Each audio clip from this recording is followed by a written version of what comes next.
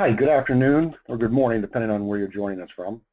My name is John Lucan. I'm a Managing Director with SEC Compliance Consultants. I hope everyone can hear us okay.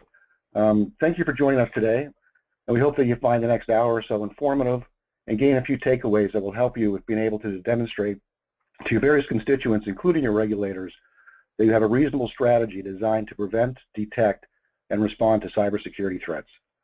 I'm excited to be joined today by two people I consider luminaries in the field.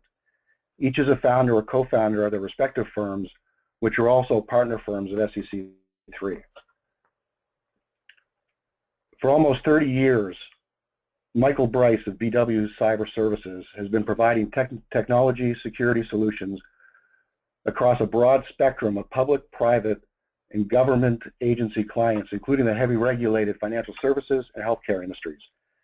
In addition, in the area that I actually find most interesting, but where I never get any real answers to my questions, is his deep involvement providing such services to the U.S. military and Department of Defense. Michael served as an officer in the U.S. Marine Corps, where he received specialized training by the National Security Agency in signals intelligence. And following the service to the United States, Michael held executive positions leading IT strategy and related enterprise software services for various well-known firms, including as principal at Booz Allen, partner at Unisys, and chief information officer at the Industrial Distribution Group. Michael's firm, BW Cyber Services, provides an array of cybersecurity consulting to numerous NFA members, SEC registrants, including some of the world's largest private fund advisors. Personally, I also consider Michael a leading expert on cybersecurity insurance, although I think he'll probably disagree with that. Michael? John, thank you very much, and I want to thank everybody for joining us on the call today. Our purpose is to be educational in nature, so we really do have a passion for this and want to make sure that for your valuable time you have takeaways that are actionable and provide value to your business. So with that said, just briefly about myself, I'm a founder of BW Cyber Services.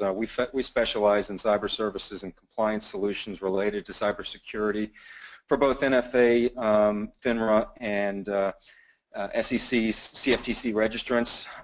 We generally focus on RIAs, hedge fund CTAs, and CPOs under $3 billion in AUM. Doesn't mean that we won't support registrants above that, but our primary focus is those registrants who don't have in-house or organic IT staff members, and especially don't have cybersecurity members on staff, and are able to help and work with them to provide solutions that don't not only support them with regulatory compliance activities, but provide real-world benefit. Thanks, Michael. The second person joining us today is Paul Caiazzo, who's co-founder and chief security architect at TruShield Security Solutions, where he provides strategic cybersecurity-related advice to senior executives of a diverse client base, including several United States federal agencies, including U.S. Department of Transportation and the U.S. Commodity Futures Trading Commission. Paul's expertise is extensive and spans a vast swath of the cybersecurity landscape, including cybersecurity architecture, information assurance, and continuous detection and mitigation programs, with a focus on continuous monitoring, vulnerability management, incident response, and cybersecurity operations center support. Prior to co-founding TruShield, Paul was employed with Northrop Grumman Mission Systems and Savvis Communications. Paul? Hey, thanks, John, and thanks for the audience for attending this webinar. Like Michael, I have a high degree of passion for this topic, and I know that there's probably a significant percentage of the audience that is really looking to understand what their requirements are and kind of what that means to them from a operational standpoint. I think that's where I'll be able to weigh in most. And I personally have performed many pen tests, hands-on keyboard, against financial institutions and against other organizations like that. So I should be able to bring some color to the table with respect to things we typically see, or kind of some differences between some terminology you might be hearing, and how to kind of digest that as it pertains to your business within asset management. So again, thanks everybody for attending, and I'll hand it back to John. Thanks. Thanks, Paul. Every time I listen to Paul and Michael speak, I'm humbled. And I'm continuously learning more and more about the expanded threats that exist.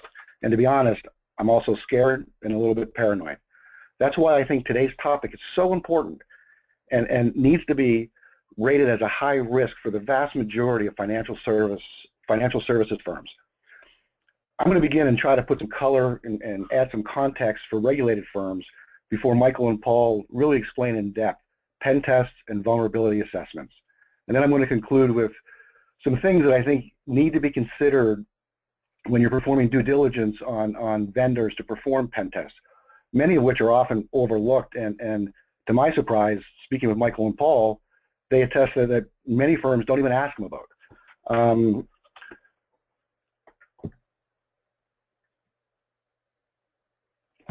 Look, the SEC issued their exam priorities for 2017 last week, and cybersecurity continues to appear on the SEC's list. And it's going to be a focus area when they come in to do any sort of examination. It'll be one thing to have the appropriate policies, but this time around, they're going to also look at the testing of the controls of those policies. And if you have not yet taken a proactive approach to assessing your cybersecurity risk, you're really playing with fire and you risk getting burned. And whether that's by the direct hack or by the SEC, the results are going to be catastrophic. And if we had more time, I'd ask Paul to speak about the number of security event threats that his firm identifies on a daily basis and stops at his operations center. The numbers are staggering. I believe too many market participants still have not educated themselves enough regarding cybersecurity and the pervasive threat it presents. The issue reminds me of remarks made by Donald Rumsfeld, President Bush's then Secretary of Defense, in February of 2002. At the time, many viewed his response as evasive and nonsense. And if you remember, he was responding to a CNN question about what evidence existed that Iraq was supplying terrorists with weapons of mass destruction. He gave a quick 30-second response that still gets a lot of play on YouTube. He was talking about various types of risks. And I'm going to paraphrase a little bit just to put it in context of the point I'm trying to make. He spoke about known knowns, the risks that you know exist and you can quantify. He also talked about the known unknowns, the risks you know exist, but you can't quantify. And the part that threw everybody for a loop and raised eyebrows is when he talked about the unknown unknowns, the risks you don't know exist, and therefore you clearly cannot quantify those. And to my earlier point, I think far too many in the financial services industry still have an unnecessarily high number of unknown unknowns when it comes to cybersecurity risk. Now, I suspect because of what you don't know, you're able to sleep at night, but I don't think that answer is going to do real well when the SEC comes in, and that's the response. So hopefully today, through listening to Michael and Paul, we're going to be educated and we're going to be able to decrease that number of unknown unknowns. And if you need any extra incentive to properly address the cybersecurity threats, keep in mind the SEC is becoming more aggressive with its arsenal, and it's using its big guns enforcement to address their perceived cybersecurity weaknesses. I want to talk about one case in particular that I think brings home the issue to many advisors. In September of 2015, the SEC settled with R.T. Jones Capital, a St. Louis-based investment advisor, for violations of Regulation SP. And that's a rule that states registered broker-dealers, investment companies, and investment advisors need to adopt written policies and procedures that address administrative, technical, and physical safeguards for the protection of customer records and information. Now, what happened? RT's off-site web servers that contain PII and contain a PII for 100,000 individuals was put at risk. But they don't even know if anything was taken. They don't even know if it was actually taken and used, and nobody ever lost any assets. And even though RT Jones immediately, and appears appropriately, took the action needed to deal with the breach once they uncovered it, and at this point I don't believe the SEC actually knew about anything yet, they ended up paying a $75,000 penalty. And the enforcement action, which is typical with the SEC, was for failure to adopt written policies and procedures reasonably designed to safeguard customer information. They did not perform a risk assessment, they did not encrypt data, they did not employ a firewall to protect the web server containing the PII, and they had no procedures to deal with a response to a cyber event. I'm going to turn it over now to Michael, and who I believe is going to talk about the threats, and then he's going to be followed by Paul, and I'm going to conclude with some follow-up remarks. Michael?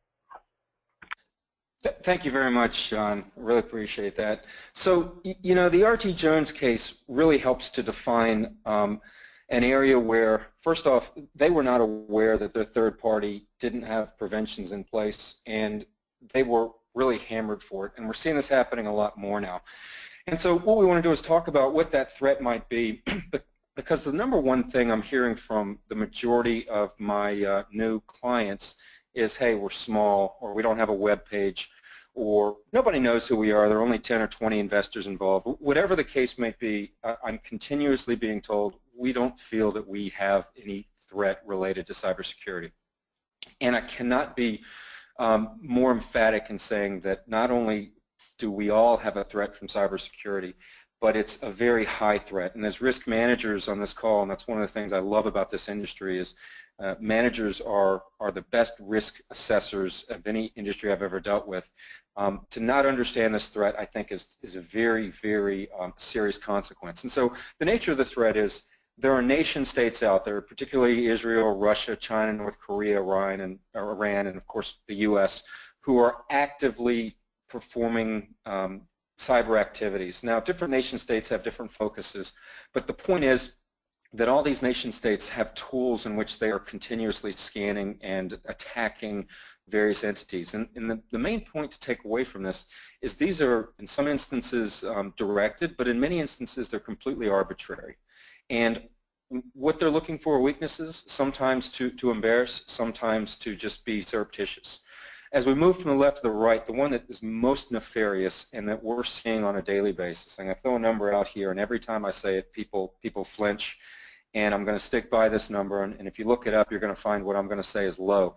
But 1 out of 4 asset management organizations, 1 out of 4 managers has either been hacked or been the victim of cyber ransom or some kind of ransomware. It's an incredibly high number, 25% of the industry. And the reason why we don't know about it or hear about it is because these managers are scared to death that their investors are going to find out, or scared to death that they might have to have some kind of regulatory issue. And what happens is it's sort of the unknown or undiscussed activity that needs to be addressed, and that's the point for our call today. The majority of those activities that are hitting these asset managers are coming from organized crime, most notably out of Eastern Europe. We're seeing a lot come from China and other places, but most notably organized crime syndicates are opportunistically targeting the world with these emails that are indiscriminate, and all it takes is one member of your team, front office person, doesn't really matter, just someone who's working in the office, to click on a message that they think is a link to something or an attachment. Perhaps it looks like an invoice from a vendor, and you may not know it, but you have provided access to a criminal organization, or you may know it by the screen that pops up that says your entire data has been locked up, and unless you pay a Bitcoin, you can't operate. And that's the primary activity that we're seeing happen right now. But one other statistic that's interesting to know is the average hack, if it's not a ransomware or extortion activity, takes place for at least 9 to 18 months before it's discovered. And interestingly enough, the discovery is brought to the individual or the organization's attention not by an in-house person, but generally by the FBI saying, we found that your data or your credentials are being sold on the dark web. So as we move from left to right, we talked about organized crime being the primary threat for most of the individuals on here.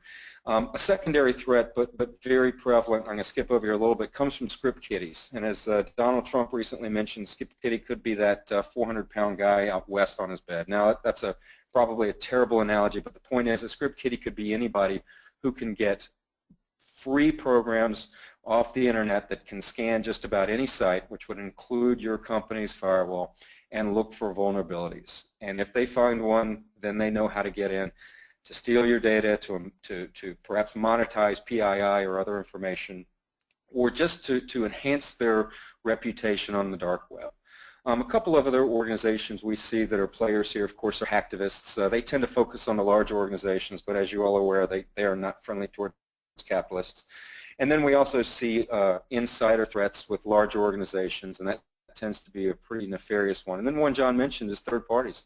And interestingly enough, your web provider may be a third party who's not protecting your very critical information, and you may not be aware that that could be a key venue for risk for your organization. So the point to note here is the nature of the threat is ubiquitous. It's very high for us, and penetration is basically the first line of defense to prevent this threat, or at least to deter it, because if you don't pen test, I can guarantee you that somebody in one of these organizations will eventually do it for you. And if you have vulnerabilities, they will make you aware of that. So understanding the threat here, what we'd like to do is migrate to really educate the members on the call here is what's a pen test and what's a vulnerability assessment. And often we refer to penetration testing to include a vulnerability assessment, but actually they're two different things, and it's important to understand the difference because I've seen vendors out there selling or pitching vulnerability assessments as if they're a pen test, and it's very important to understand the difference. A vulnerability assessment, in essence, is running automated tools that are available on the internet that provide reams and reams and reams of output that basically address patching vulnerabilities or known weaknesses in software. It doesn't require a whole lot of knowledge or experience. It's just running a program, maybe to bang away at your firewall or to look at things inside your network. On the other hand, a penetration test generally will take the information from a vulnerability assessment, the output of that, and involve an ethical hacker, a pen tester, who has years of experience, who can then act like a hacker would, who would think like a hacker. How can they go about and sneak around, whether it's to break through your I'll call it your front door, your firewall, or if they're inside your network, to walk and roam the hallways of your data, going from one computer to another. And how would that person find PII or be able to look for crown jewel information or potential algorithms that they might want to lock, crypto lock, steal, delete, or manipulate. And in this manner, when you involve both a vulnerability assessment and an ethical hacker together, that would be the way we would define a true penetration test. And the results of that then provide a number of outcomes, many of which are just these are things you need to fix, and then others are these are things you may want to be aware of as a risk. And when you integrate the two of those, it provides knowledge and ability to then be much better prepared to respond or prevent attacks, as well as to understand your risk and mitigate that risk. So with that said, could we go to the next slide? So I want to go ahead and turn this over to Paul. He is very, very deeply knowledgeable, spent much of his career with hands-on keyboards, being, I hope, Paul, an ethical hacker. So with that, I'll turn it over to you. Thanks, Michael. Yeah, certainly trying to act ethically whenever possible or at all times when working on this sort of stuff. But a couple points that Michael made that I think are really relevant to the discussion here is that you often see a provider selling a vulnerability assessment as a penetration test. And you can tell really at the end of that what we actually purchased by looking at the output of it. And so what we are trying to show you here today is what does the typical output of a vulnerability assessment look like, and then what does a typical output from a penetration test look like. And so on the screen right here, this is what you typically get from a vulnerability scan. And the tools that enable this sort of reporting are highly automated, and effectively you just have to press a couple buttons and it will spit this information out here. A couple of things about this that I'd imagine most of the asset managers are thinking to themselves looking at this is it's highly technical, and it really does require an in-depth understanding of the different ports and protocols or different vulnerabilities that might apply to a given software package within an environment to really be able to do anything with this. So you have to have a pretty high degree of that technical acumen and also institutional knowledge of your own technical environment to really do something with this. It's automated. It can take a couple of hours or it can take a couple of days depending on the size of the environment. And usually it's like a couple hundred pages of output. We're showing you 4 lines here, and there's really, if you really get into the weeds on that, there's a couple of hundred different actual instances of risk that are actually documented right here on the screen. And there's usually going to be hundreds of lines on one of these reports. And so it can be very, very difficult for someone to take that and really distill down what sort of action they need to take now in a prioritized manner to reduce their risk as quickly as possible. There's also not really a whole lot of human analysis that goes into this output. Effectively, it's just the raw output of the tool. It takes the canned severity information from the tool itself and just kind of spits that along, and it's left to the recipient of the report to determine what to do next. And in kind of the worst cases, the vulnerability scanner or the individual that's sold you the vulnerability scan is just going to land this report on your desk, and you're going to have to do something with it. You might have to go obtain a PhD in information security to understand at a fine level what it is that's actually being discussed here, and that's not something you really have time to do in your day-to-day jobs. Time that you guys are spending thinking about cybersecurity is time you're not spending thinking about trading, and obviously that's not the situation you want to find yourself in. So what we try to do is make sure that the results of the penetration test are actionable and kind of more strategic. We're going to definitely give the technical backup for it, but you want to make sure that it's prioritized in a manner that you can actually digest and understand. So you're looking at vulnerability scan reports here. We're going to show you what a good output for a penetration test will look like on the next slide. Yeah, and Paul, right before you go to the vulnerability, the penetration slide, just one comment. You and I have talked about this a lot. I can't relay to the team on the call here, to the participants, how many clients have come to me and said that they've spent $10,000 or $20,000 on a pen test because they thought that the NFA or the SEC required it, and they hand me a document that's 50 or 100 pages and ask me, A, what does it mean, and B, did they get value from it? And unfortunately, half the time I don't even know what it means, and I can tell you that they didn't get value from it. It's just a poor way to try to address risk, and so that's, Paul, as we've talked a lot, that's absolutely what we don't want to see people here on the call signing up for. Yeah, absolutely. I think that that paradigm is kind of, if you're interested in just checking the box that you've performed some kind of assessment, that's oftentimes what you're going to get. If you're more interested in actually producing some results that are tailored to you and can also help you take immediate steps to improve your risk posture, you're going to be looking for something a little bit different. And that's what we're showing you here right now, penetration testing results slide. So I want to talk a little bit about penetration testing, and Michael touched on this stuff, but it really should be a manual process that a highly skilled individual is actually performing. It's going to take the output of that screen that we just saw, the vulnerability test results, and each of those lines is associated with some particular vulnerability that a good pen tester will then go and try to attack, because that's exactly what the bad guys are going to do. And then they're going to be able to say to you definitively, this vulnerability is exploitable, and this vulnerability can produce real actual risk for you with either a loss of data or perhaps a loss of system availability or stability. And that's really the intent of the penetration test, to highlight what the bad guy can actually do and can actually pull off with either limited or no knowledge of your environment, and then give you those actionable steps in a digestible manner so that you can take them forward to improve your environment. So here, at the top, we say apply security patches and system hardening configuration. So all that stuff is really going to be the nitty-gritty detail of that vulnerability assessment slide that we saw previously, that you are definitely going to want to hand off to a technical person to actually go and implement those patches. A lot of the times, that's what it's going to take to fix these issues, is simply just keeping your systems patched. So that's really almost always going to be one of the #1 results of a penetration test.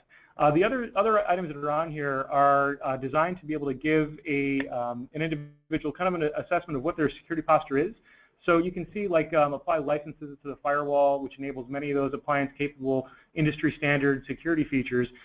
So what we see so often are people that have gone out and bought some of these security technologies, but actually haven't turned them on, and maybe aren't even aware of that, but this is something that we try to do for clients so that they can see whether or not their security infrastructure is actually functioning correctly, and that's going to be a key output of this as well. So really give that actionable and prioritized information about what to go and do next.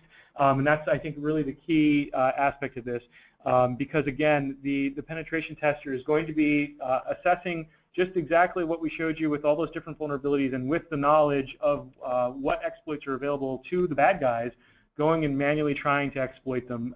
And we'll, more often than not, be able to actually exploit some of those vulnerabilities and gain illicit access to an environment. If that does happen, you're going to see things like screenshots of what the penetration tester was able to accomplish. Usually it's going to include something like creating an account on one of the compromised systems, or showing you some personal identifiable information that could be retrieved from a device that's compromised. That would also be included in kind of the detailed breakout of this. But it's going to be focused on stuff that is potentially most damaging to you, so that you can again take action in a prioritized manner. Certainly understanding that the asset management industry probably has limited resources to apply towards cybersecurity. We want to make sure that the actions that you're taking are going to produce the most meaningful results in kind of the shortest period of time as possible. So that's the intent here. So, okay, do you want to move on to the next slide? Or Michael, do you have anything to chime in on that one? No, Paul, I couldn't agree more. And one of the things that I continue to learn from you and your organization is taking the complex and making it simple and easy to digest is not easy, but when it's done right, it provides great value.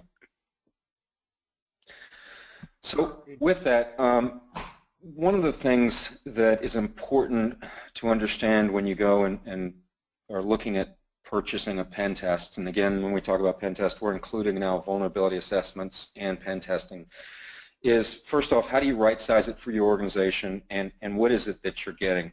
So there are two forms of pen testing that you should be aware of for discussion. The first is what used to be the traditional manner of pen testing, which was just bang away at the web page or bang away at the firewall. Many of our clients, again, come to us and say they don't have a web page, so they don't think they're a threat. And we talk to them about the threats, and we explain how particularly the Eastern Europeans from organized crime are focusing on PII to be able to monetize that on the dark web, things like social security numbers and bank account information, as well as extortion, which just means locking down, crypto locking all your data, or even embarrassment by going through and stealing emails or other data that they can then release publicly or send to clients. If you think about family offices also who have all sorts of particular information they don't want it released. The Eastern Europeans in particular have become extremely skilled in monetizing.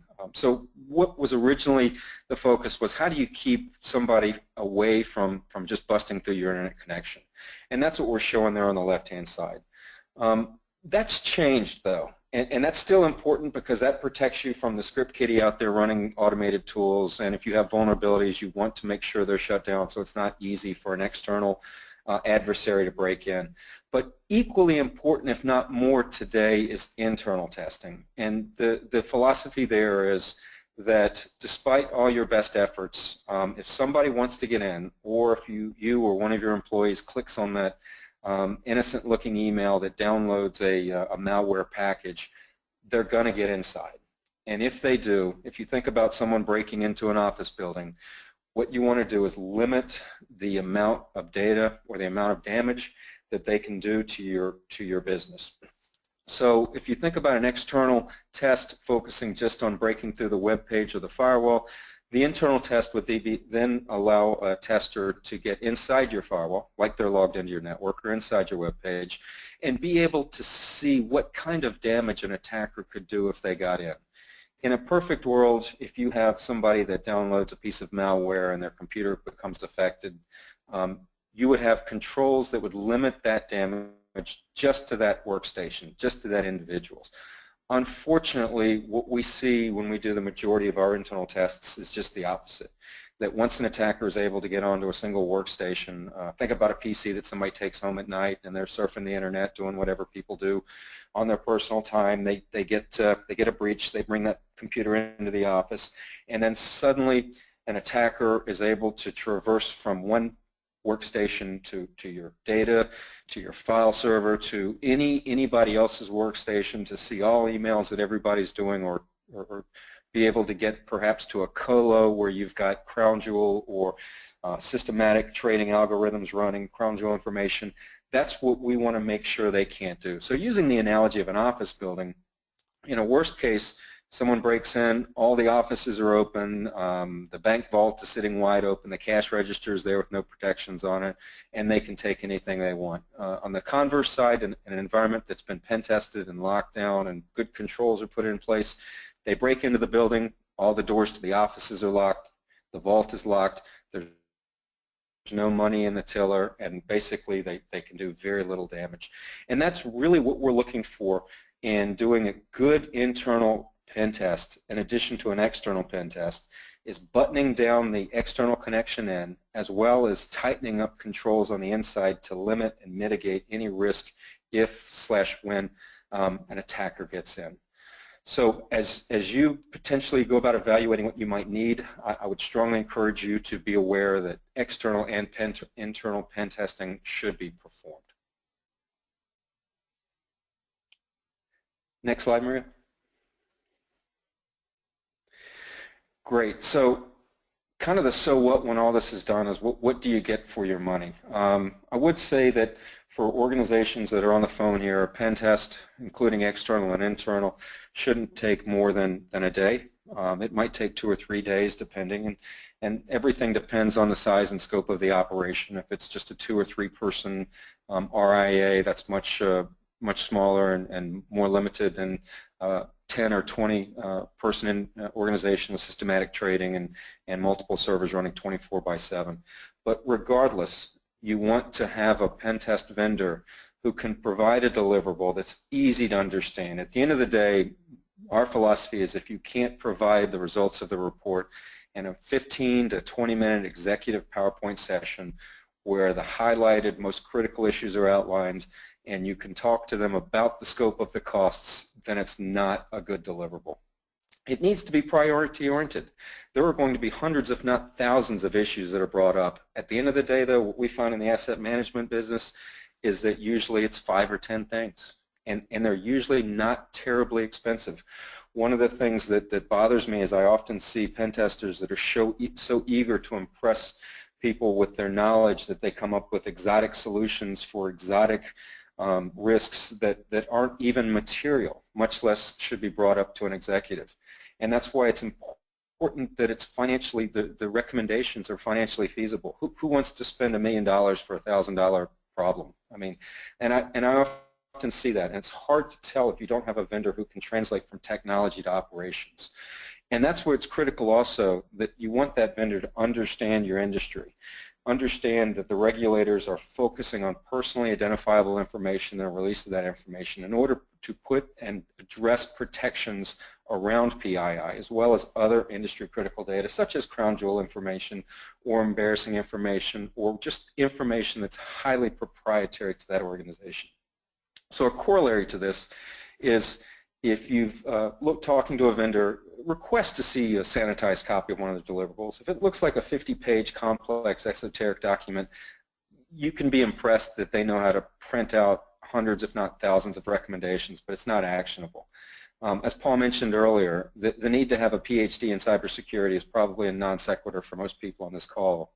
And unfortunately, we see a lot of that. I've had clients come to me and again want to know, hey, what do I do? And unfortunately, you know, our suggestion is we work with them on what they've been given, but in the future, it's spend 1/3 the money and get twice the solution.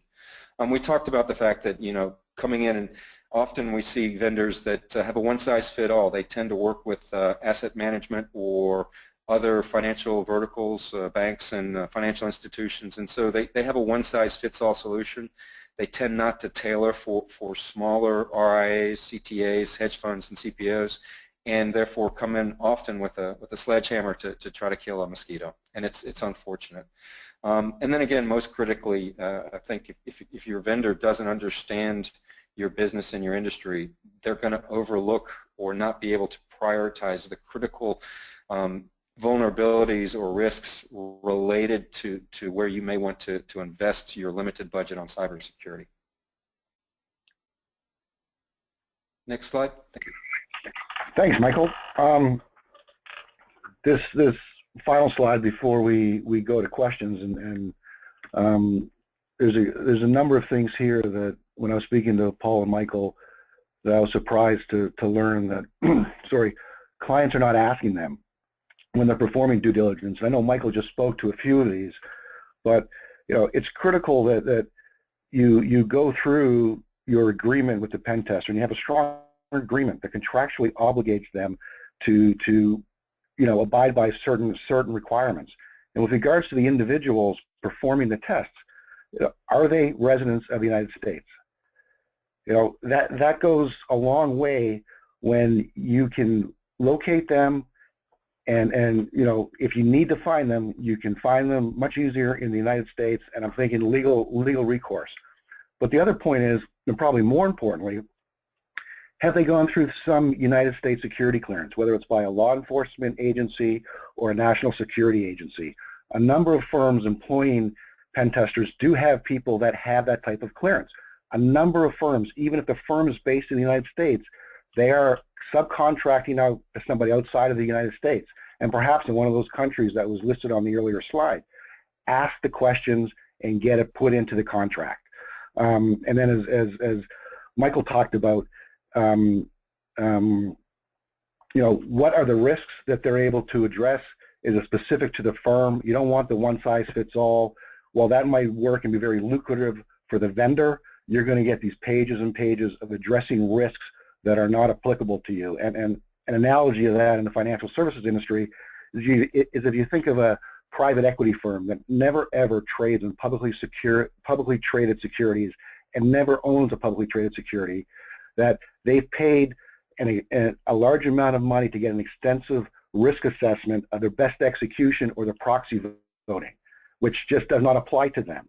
So make sure that whoever you choose to perform a pen test, if you deem that that's necessary, that they're only going to focus on the risks and they're going to understand the risks of your specific business.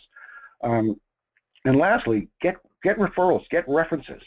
Talk to somebody that's used them, but get referrals.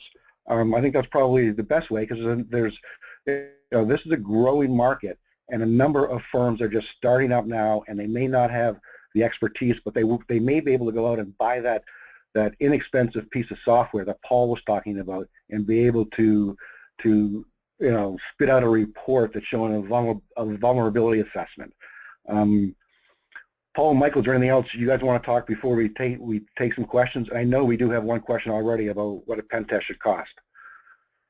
I tell you what, John, this is Michael, and I think at this point I'd rather hit Q&A so we can address the specific needs of the participants here and help to educate them. So I'll go ahead and take that first question. Cost is a situationally dependent question in terms of the infrastructure and the complexity, and that would include whether it's external or internal, and also if it's a web page or not involved in addition to that. But what I can say is that you can assume that by and large, for the work that we perform and that we see that's suited for this industry, a pen test should probably start around about $4,000 for an external and internal test, and then scale from there up. But it really, you know, what we're seeing is often $15,000 to $30,000 for that same test, and it's just overwhelming to see costs like that when they're not necessary.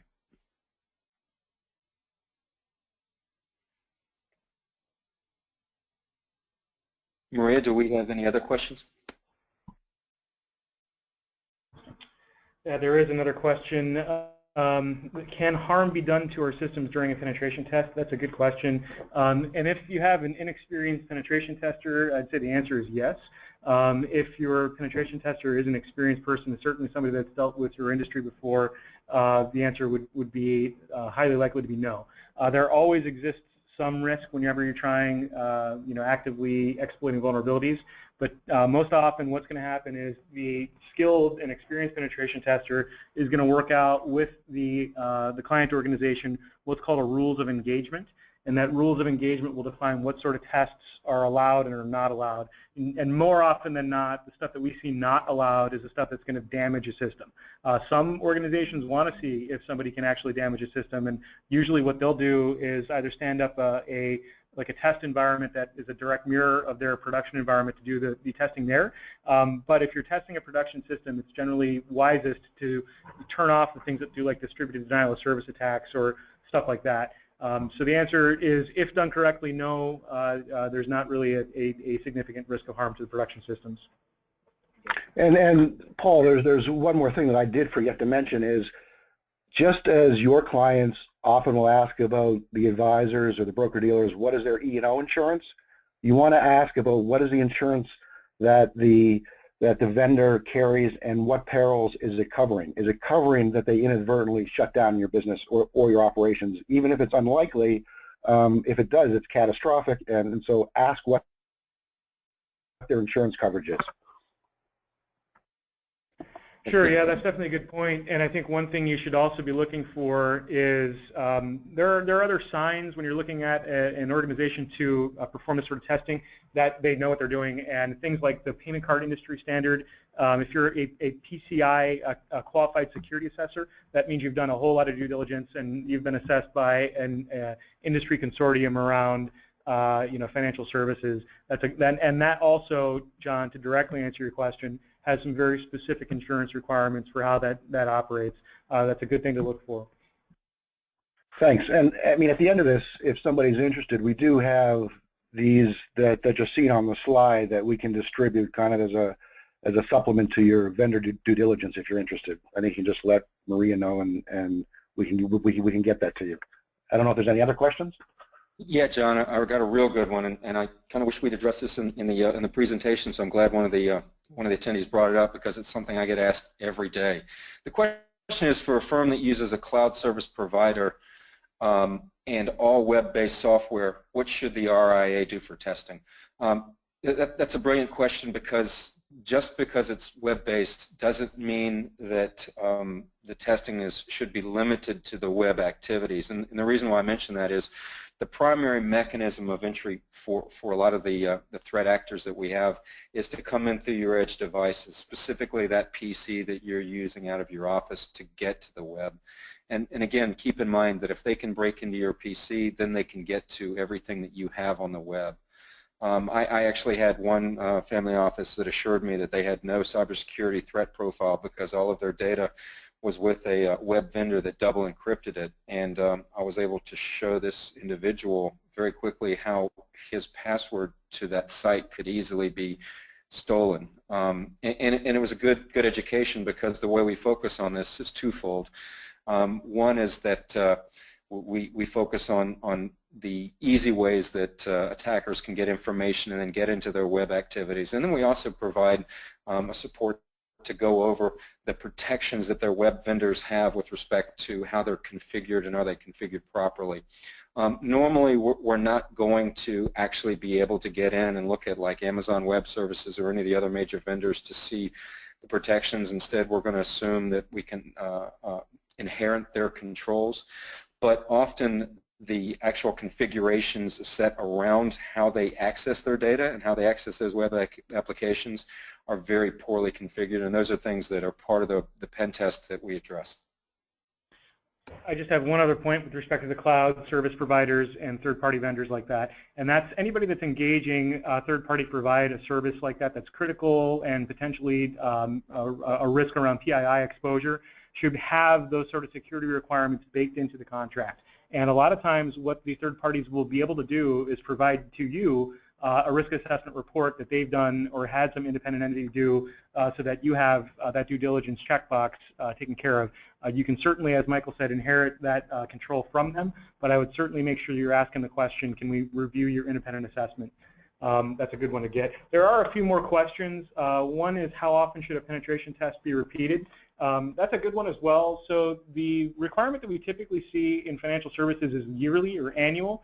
And the one thing I would caveat that with is that the vulnerabilities and exploits, they change literally every day. It's probably the fastest moving industry with respect to technology that's out there. And so if you only do it once a year, you're potentially opening a window of opportunity where those unknown unknowns, as John put it earlier, could be increasing exponentially without your knowledge. Do it at least annually, but preferably more frequently if you're highly security conscious.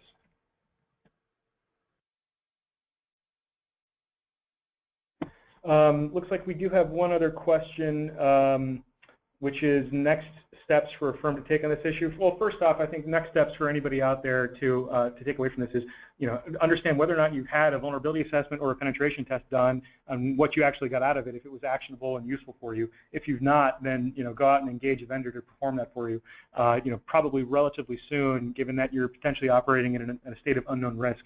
And I would say that's probably step number one. We're also going to be circulating to attendees after this a checklist that you can use as you're performing evaluations of vendors, so that as you're getting quotes, you can ask questions of do you guys do this, or your testers US based, do they have clearances, et cetera, things like that. So you can take away something from this, and as you're performing those assessments against the firms that you're going to seek to perform this critical service for you, you have a little bit of a guide to help you through that process.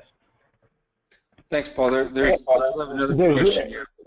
Yeah, Michael, there's one more question that I think I can probably answer, and it's about creating a paper trail and what sort of documentation should you have.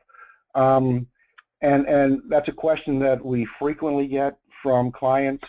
You certainly don't want to necessarily create a roadmap for the SEC, but at the same time, you have to weigh and balance it with what's the appropriate documentation that you're going to be able to show the regulators, and sometimes it's to show your clients. If you only have one or two clients and they're doing adequate due diligence, they may ask to see that information as well. So you have to kind of balance that and think it through. Now, the SEC is getting very familiar with what the testing reports look like.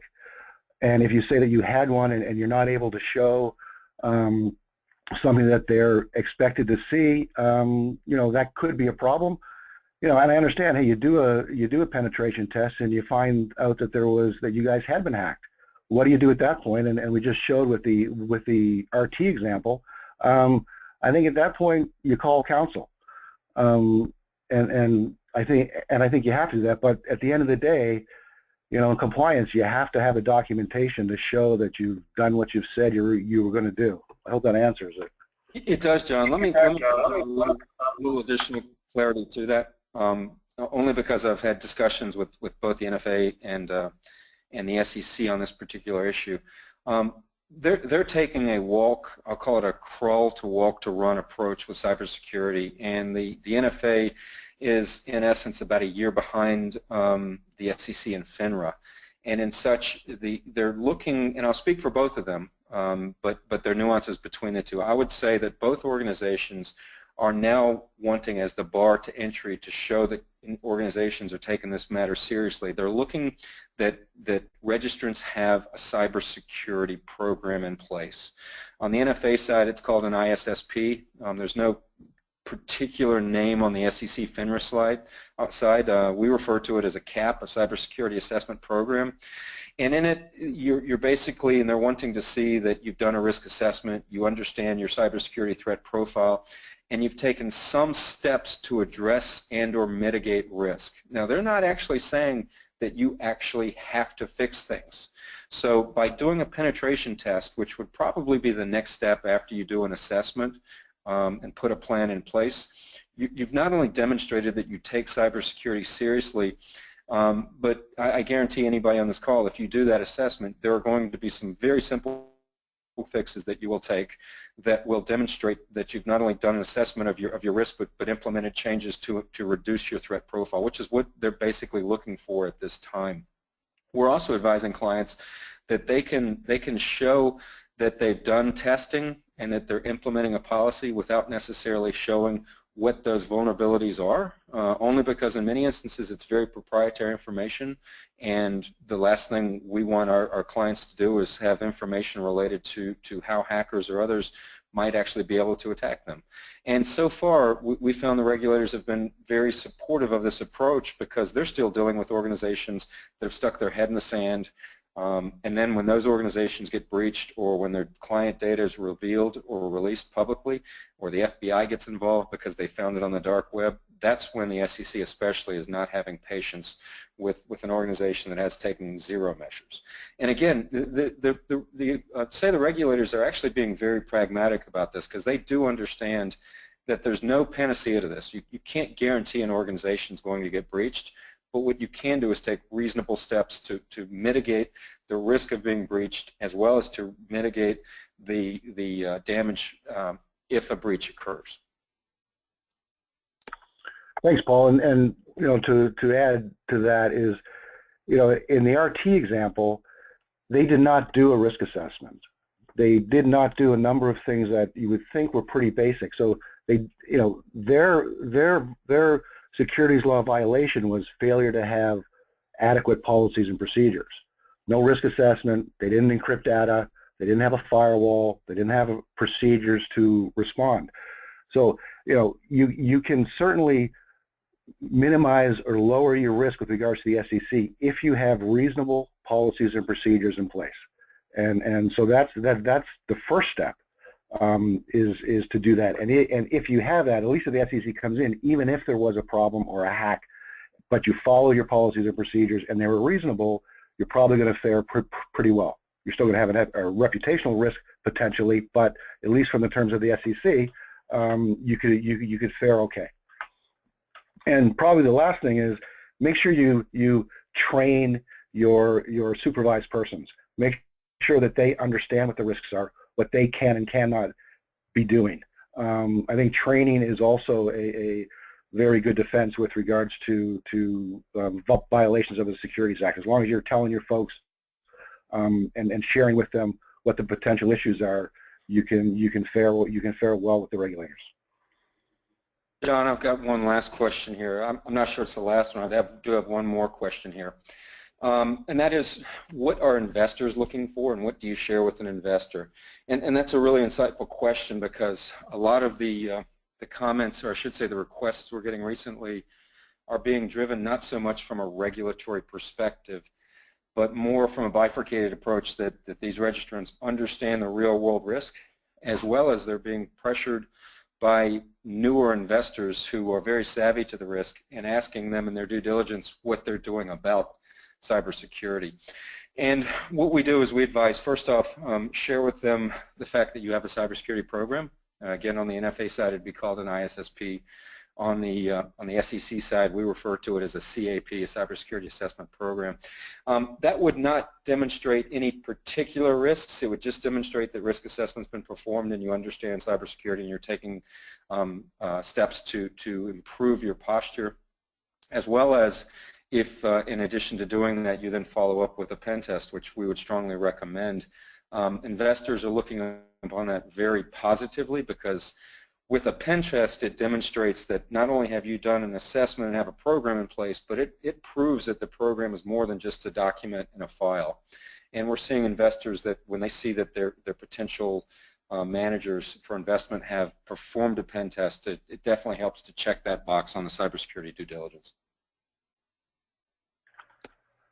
And you know, ask your other vendors, not related to pen tests, but ask your other service providers, have they had a pen test?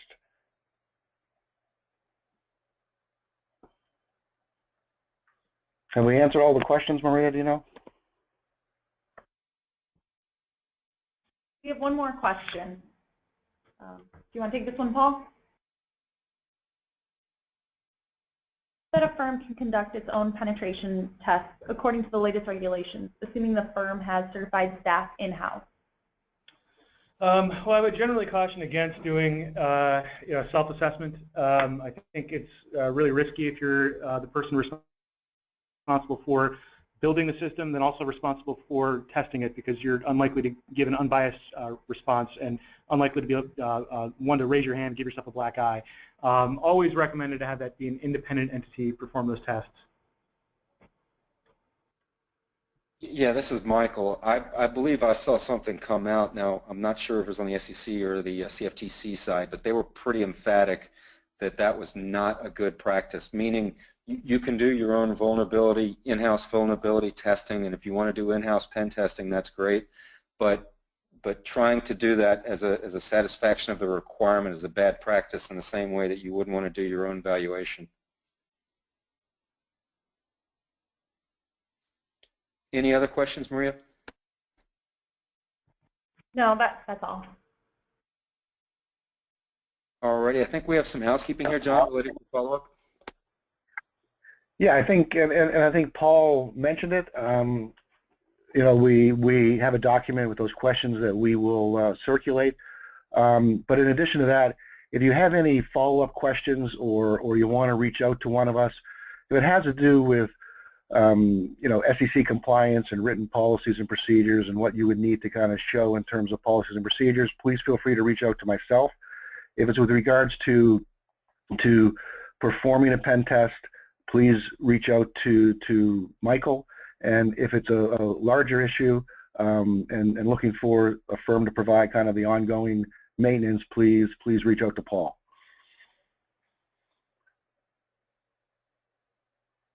Great. And I guess, Thank you all very much. thank you. Thank you for attending.